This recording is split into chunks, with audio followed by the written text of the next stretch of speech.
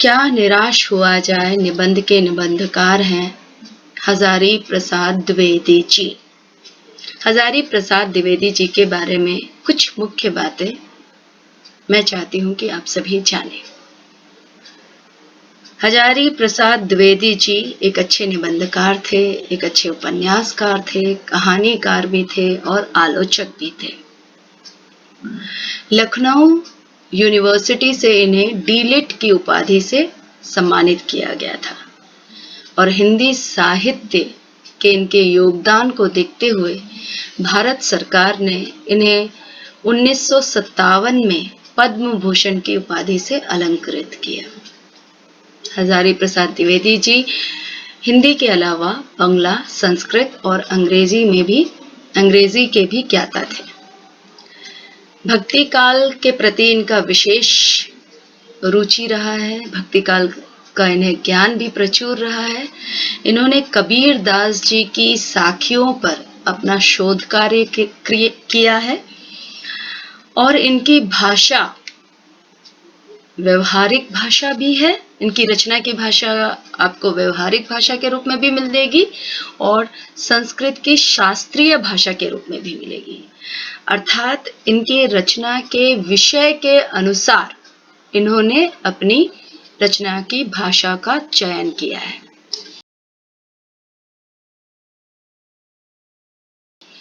तो चलिए पाठ सुनिए, क्या निराश हुआ जाए। यह एक निबंध है और इस निबंध के जरिए हजारी प्रसाद द्विवेदी जी ने एक आशावादी दृष्टिकोण अपनाने के लिए लोगों से आग्रह किया है। उनका कहना है कि हमारे आसपास जो भी अवांछित घटनाएं हो रही हैं या हमारे साथ कुछ अवांछनीय घटनाएं हो रही हैं, उन्हें देखकर हमें यह धारणा नहीं बना लेनी चाहिए कि देश में ईमानदारी और सच्चाई रह ही नहीं गई है।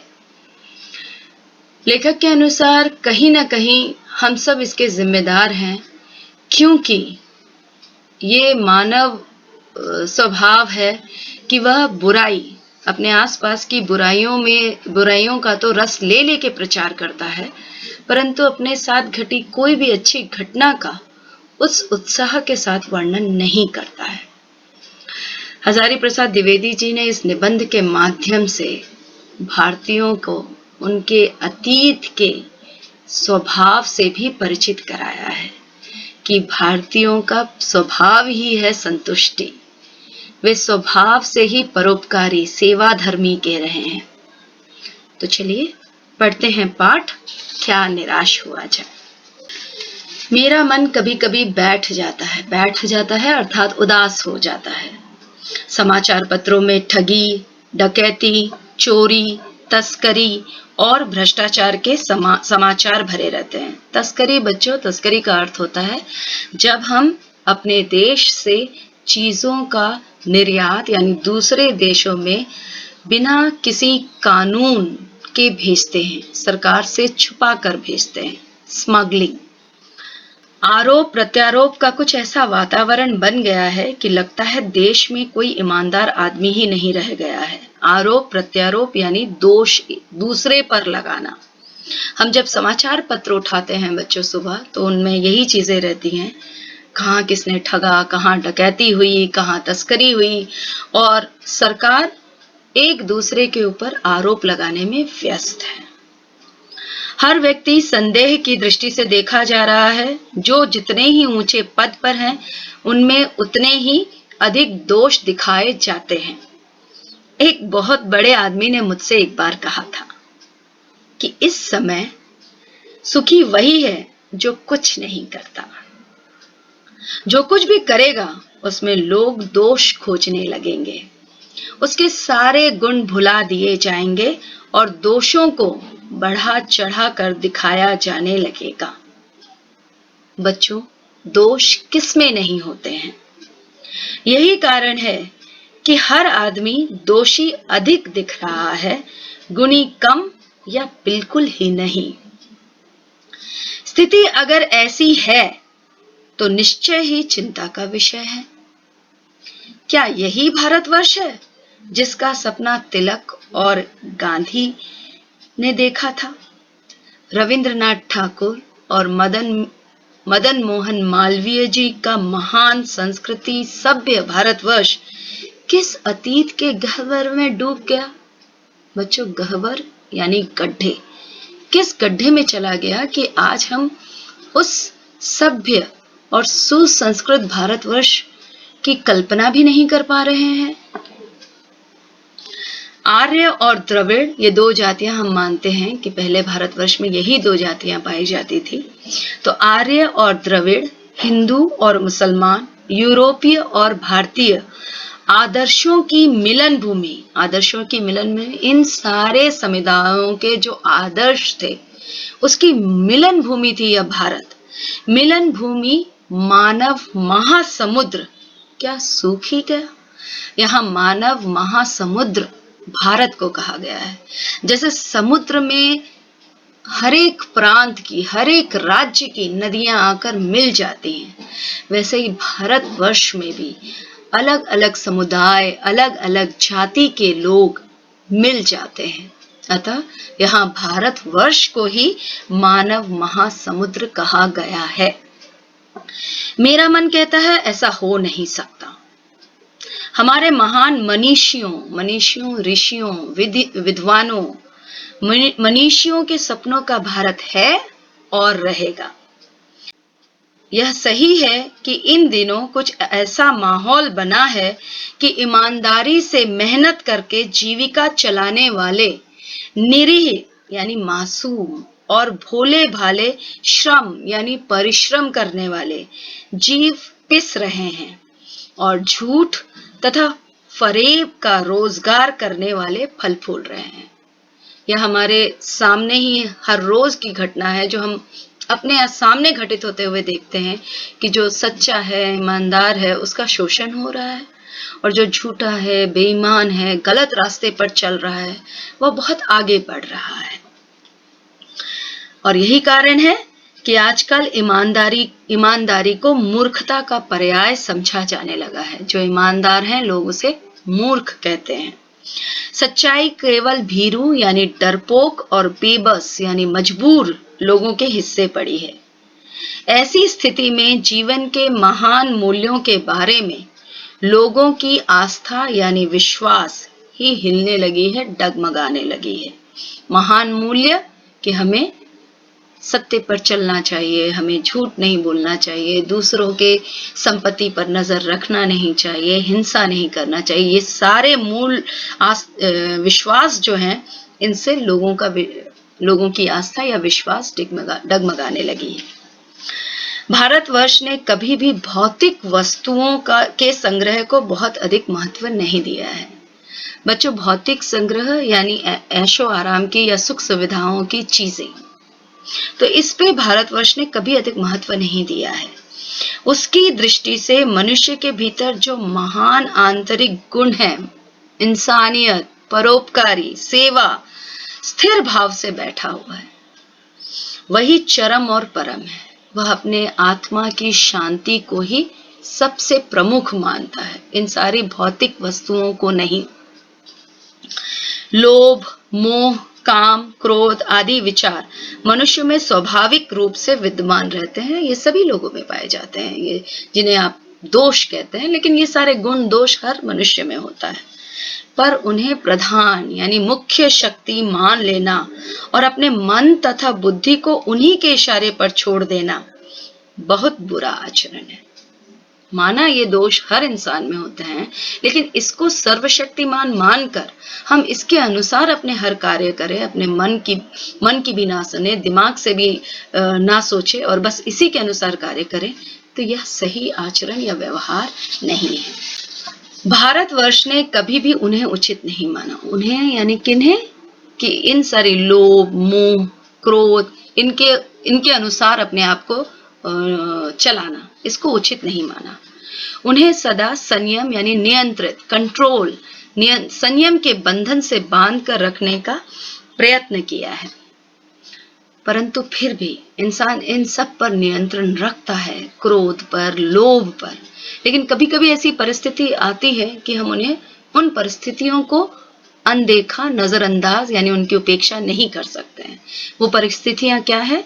परंतु भूख की उपेक्षा नहीं की जा सकती है। जो व्यक्ति भूखा है, अपनी भूख को वो बर्दाश्त नहीं कर पाता है और तब वह चोरी कर लेता है। तो भूख की उपेक्षा नहीं की जा सकती, बीमार के लिए दवा की उपेक्षा नहीं की जा सकती, गुमराह को ठीक रास्ते पर ले जाने के उपायों की उपेक्षा नहीं की जा सकती। हुआ यह है कि इस देश के कोटि कोटि दरिद्र जनों की हीन अवस्था को दूर करने के लिए ऐसे अनेक कायदे कानून बनाए गए हैं जो कृषि, उद्योग, वाणिज्य यानी ट्रेड, बिजनेस, शिक्षा और स्वास्थ्य की स्थिति को अधिक उन्नत, अधिक विकसित और सुचारू बनाने के लक्ष्य से प्रेरित है। हमारी सरकार इस तरफ हमेशा कदम उठाती है।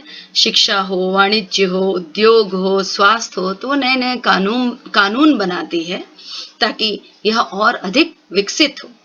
परंतु जिन लोगों को इन कार्यों में लगना है, यानी सरकार या निर्धारित एक नियम या कानून बनाती है जिसको लागू करने का कार्य जिन लोगों पर होता है, उनका मन सब समय पवित्र नहीं होता है।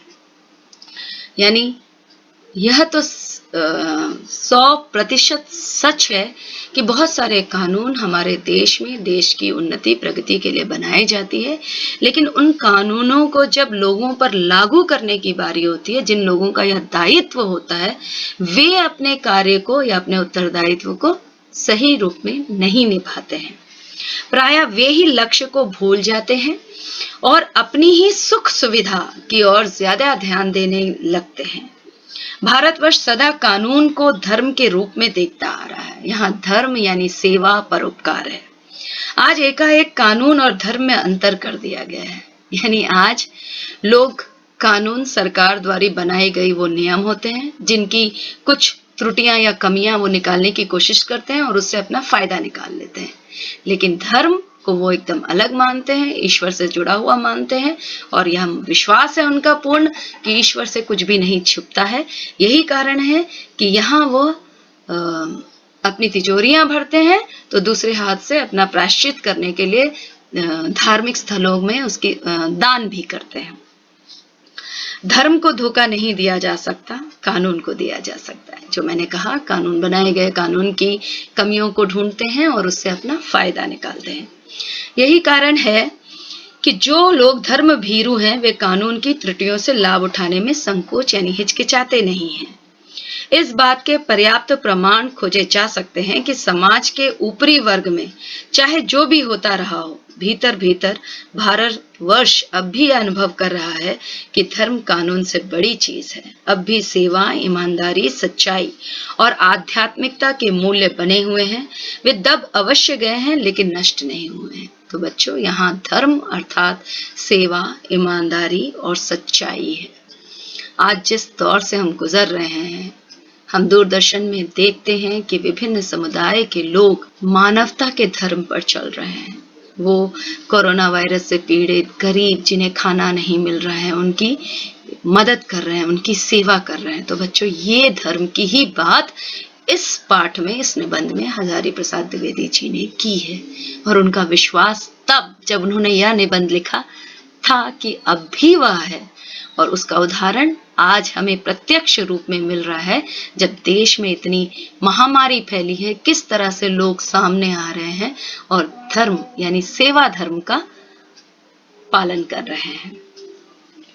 आज भी वह मनुष्य से प्रेम करता है, महिलाओं का सम्मान करता है, झूठ और चोरी को गलत समझता है, दूसरे को पीड़ा पहुंचाने को पाप समझता है।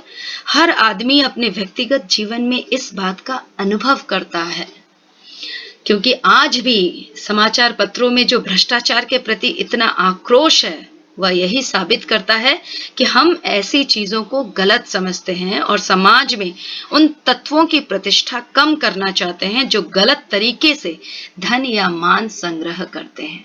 आज भी ऐसी बातें जब अखबार में हम पढ़ते हैं या दूरदर्शन में देखते हैं तो हमारा आक्रोश प्रकट हो जाता है, जो इस बात का प्रमाण है कि आज भी हम गलत को गलत समझते हैं। दोषों का पर्दाफाश करना बुरी बात नहीं है। बुराई यह मालूम मालूम होती है कि किसी के आचरण के गलत पक्ष को उद्घाटित करके उसमें रस लिया जाता है और दोषों को एक मात्र कर्तव्य मान लिया जाता है। यानी ऐसे भी बहुत सारे व्यक्ति हैं जो लोगों के दोषों को उद्घाटित करना ही अपना कर्तव्य मानते हैं, उसमें रस लेना, उससे अपना मनोरंजन करना ही अपना एकमात्र लक्ष्य मानते हैं, एकमात्र कर्तव्य मानते हैं। बुराई में, लेखक कहते हैं, बुराई में रस लेना बुरी बात है। अच्छाई में उतना ही रस लेकर उजागर ना करना और भी बुरी बात है। सैकड़ों घटनाएं ऐसी घटती हैं जिन्हें उजागर करने से लोकचित यानी लोगों के मन में अच्छाई के प्रति अच्छी भावना जगती है। उदाहरण के लिए आज देश के इस माहौल में, इस परिस्थिति में जब हम दूरदर्शन पर या समाचार पत्र में पढ़ते हैं कि विभिन्न समुदाय के लोग या बहुत ही गरीब मजदूर तबके के लोग मजदूरों का या बेघरों का की मदद कर रहे हैं, रास्ते पर आ गए हैं, तो हमारे अंदर भी वही अच्छाई करने की आशा या उमंग या उत्साह जागती है। लोग कवि ने इस निबंध में 2 उदाहरणों द्वारा यह प्रमाणित किया है कि आज भी अच्छाई बनी हुई है। क्योंकि उन्होंने अभी कहा कि बुराई में रस लेना बुरी बात है, लेकिन अच्छाइयों को रस लेकर उजागर, प्रस्तुत ना करना, उनका प्रचार ना करना और भी बुरी बात है। तो इसीलिए लेखक ने अपने जीवन में घटित 2 घटनाओं से यह साबित किया है कि निराश होने की जरूरत नहीं है। अब भी ईमानदारी, सच्चाई और सेवा दुनिया में व्याप्त है।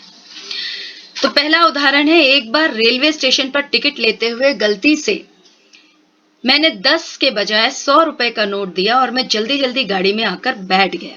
थोड़ी देर में टिकट बाबू उन दिनों के 2nd क्लास के डिब्बे में आकर डिब्बे में हर आदमी का चेहरा पहचानते हुए उपस्थित हुए। उसने मुझे पहचान लिया और बड़ी विनम्रता के साथ मेरे हाथ में 90 रुपए रख दिए और बोला, यह बहुत गलती हो गई थी, आपने भी नहीं देखा, मैंने भी नहीं देखा। उसके चेहरे पर विचित्र संतोष की गरिमा थी। मैं चकित रह गया। मतलब आज के युग में भी लेखक को इस बात की हैरानी हुई उस समय कि 90 रुपए देने के लिए वह टिकट बाबू 2nd क्लास की भीड़ में हर एक व्यक्ति को देखते देखते, ढूंढते ढूंढते लेखक तक पहुंचा।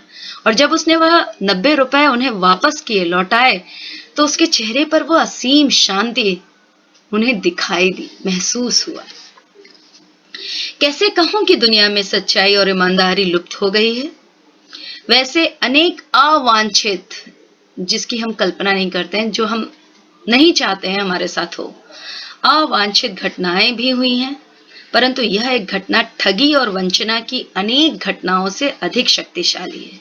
दूसरी घटना जो लेखक के साथ घटी और जो इस बात को प्रमाणित करती है कि निराश होने की जरूरत नहीं है। एक बार मैं बस में यात्रा कर रहा था, मेरे साथ मेरी पत्नी और 3 बच्चे भी थे। बस में कुछ खराबी थी, रुक रुक कर चलती थी। गंतव्य यानी मंजिल से कोई 8 किलोमीटर पहले ही एक निर्जन सुनसान स्थान में बस ने जवाब दे दिया। रात के कोई 10 बजे होंगे। बस में यात्री घबरा गए। कंडक्टर उतर गया और एक साइकिल लेकर चलता बना। लोगों को संदेह हो गया कि हमें धोखा दिया जा रहा है। बस में बैठे लोगों ने तरह तरह की बातें बनानी शुरू कर दी। किसी ने कहा, यहाँ डकैती होती है, 2 दिन पहले इसी तरह एक बस को लूटा गया था। परिवार सहित अकेला मैं ही था। बच्चे पानी पानी चिल्ला रहे थे। पानी का कहीं ठिकाना ना था। ऊपर से आदमियों का डर समा गया था। बच्चों, आदमियों का डर, यहाँ लेखक ने एक व्यंग किया है कि आज का आदमी ही आदमी के लिए एक आतंक का विषय हो गया है। उसे जानवरों से भी उतना डर नहीं लगता है जितना आदमी से लगता है। क्यों? क्योंकि समाज में या देश में हमने बुराई का इतना प्रचार कर दिया है कि हम किसी पर भी विश्वास करने से डरते हैं, आतंकित होते हैं। कुछ नौजवानों ने ड्राइवर को पकड़कर मारने पीटने का हिसाब बनाया। ड्राइवर के चेहरे पर हवाइयां उड़ने लगी मतलब वह घबरा गया, डर गया। लोगों ने उसे पकड़ लिया। वह बड़े कातर, बड़े ही निरीह ढंग से मेरी ओर देखने लगा और बोला, हम लोग बस का कोई उपाय कर रहे हैं, बचाइए, ये लोग मारेंगे। डर तो मेरे मन में था, पर उसकी कातर मुद्रा मतलब जिस पोज पर वो हाथ जोड़े, सर झुकाए बैठा हुआ था या खड़ा हुआ था, झुका हुआ था, देखकर मैंने यात्रियों को समझाया कि मारना ठीक नहीं है। परंतु यात्री इतने घबरा गए कि मेरी बात सुनने को तैयार नहीं थे। कहने लगे, इसकी बातों में मत आइए, धोखा दे रहा है। कंडक्टर को पहले ही डाकुओं के यहाँ भेज दिया है। मैं भी बहुत भयभीत था, पर ड्राइवर को किसी तरह मारपीट से बचाया। 1.5-2 घंटे बीत गए। मेरे बच्चे भोजन के लिए व्याकुल थे। मेरी और पत्नी की हालत बुरी थी। लोगों ने ड्राइवर को मारा तो नहीं, पर उसे बस से उतारकर एक जगह घेर कर रखा। कोई भी दुर्घटना होती तो पहले ड्राइवर को समाप्त कर देना उन्हें उचित जान पड़ा। मेरे गिड़गिड़ाने का कोई विशेष असर नहीं पड़ा। इसी समय क्या देखता हूं कि एक खाली बस चली आ रही है। उस पर हमारा बस कंडक्टर भी बैठा है। उसने आते ही कहा, अड्डे से नई बस लाया हूं, इस बस पर बैठिए। वह बस चलाने लायक नहीं है।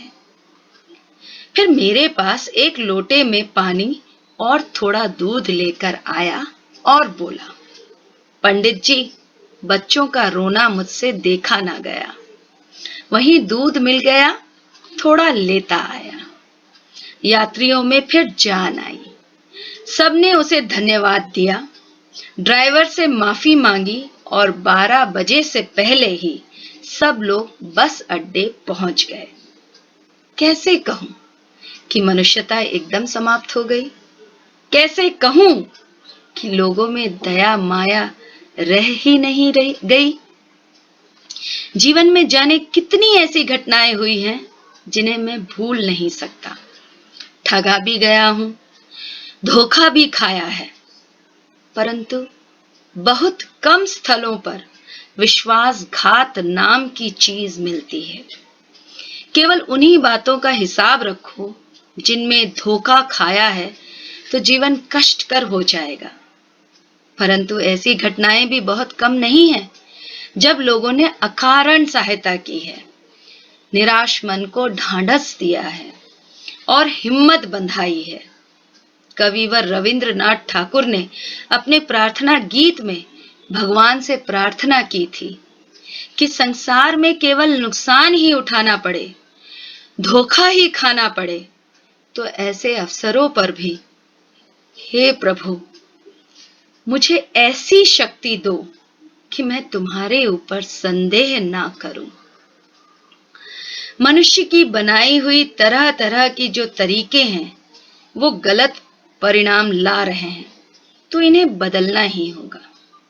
कुछ परिस्थितियों में हम देखते हैं कि मनुष्य ने जो तौर तरीके बनाए हैं उनका गलत परिणाम निकल रहा है, तो इन्हें बदलना आवश्यक है। अगर उम्मीद आशा नहीं होगी तो किसी का भी जीवन कष्टदायक हो जाएगा। अभी हमारे भारतवर्ष को और तरक्की पानी है, और भी साधन और तरीके हैं जिन पर हमें काम करना है। लेखक कहते हैं कि हे मेरे मन, निराश होने का अब समय नहीं है, प्रयास करने होंगे, हमें हिम्मत नहीं हारने की जरूरत है, उम्मीद नहीं छोड़नी है, अभी भी बहुत ही संभावनाएं बची हैं।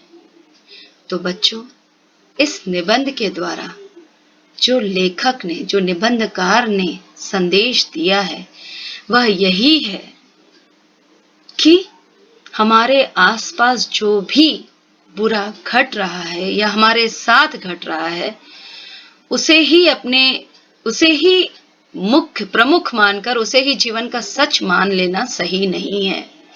जीवन की एक और सच्चाई है कि इस देश में अभी भी ईमानदारी, सच्चाई और सेवा है, सेवा के भाव हैं, लोगों में है।